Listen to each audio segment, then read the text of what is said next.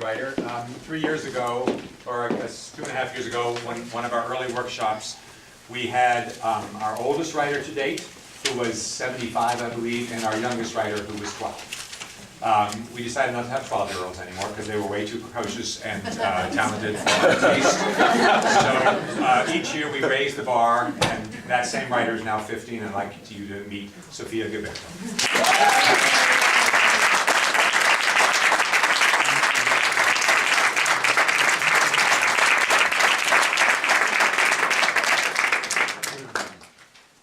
Sophia's first play, written way back when she was a kid,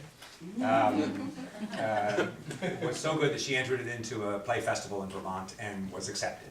And they were blown away that a play which had so much insight and intuition could have been written by a 12-year-old. Now that she's old, she's one of my favorite students. She's come to several workshops now, and nobody works harder, and nobody is harder on herself, which all writers have to be, of course, than Sophia. And each time she comes and says, I'm going to have writer's block, I'm not going to be able to do it, and I'll say, you know, you should talk that way when you were young, but you can keep talking that way when you're going to sit down and write the play.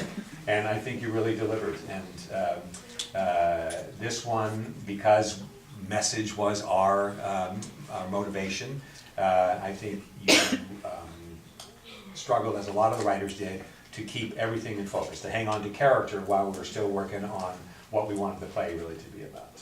And how did you feel seeing it now? Felt good. It feels good to know that I did it over a weekend, which kind of boosts my morale. Right. But it's gotten better than what it was before. You know, legend has it that On Golden Pond was written over a weekend, but I always say it was Memorial Day, so it was a 3-day weekend, so not really fair. But part of what we do at these workshops, I call them boot camp, because there's no time, there's nowhere to hide. The writers arrive on a Friday evening, and we have a little cocktail party with our wonderful actors, and who will all try to suck up to the writers to get lots of roles. And then the actors leave, and we sit down at my table and we start talking about plays. And by the end of Friday evening, we all have an idea of where we're going, and on Saturday morning the writers come back with an outline for the play that they're going to write.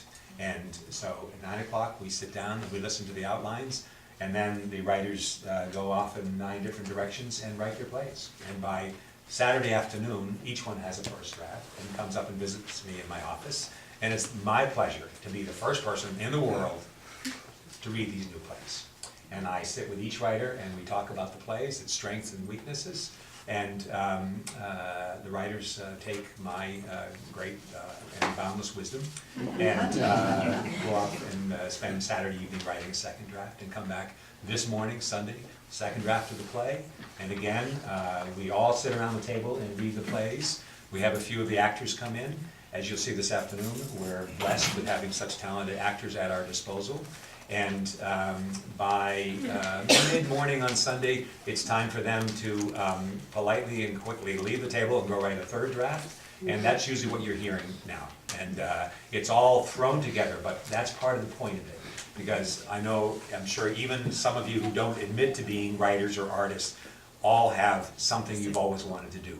Write the great American novel, and we all kind of get to page 6 or chapter 3 or something like that, and we can't ever quite finish. At Right on Golden Pond workshop, you have no choice. You have to finish. Everybody gets to walk out with a completed play and succeed. And that's one of my mantras, is that you don't get to fail, but you do got to write a play. And again, think about this play you just watched with all of the depth and emotion, and remember, it was written by a 15-year-old. So, great job.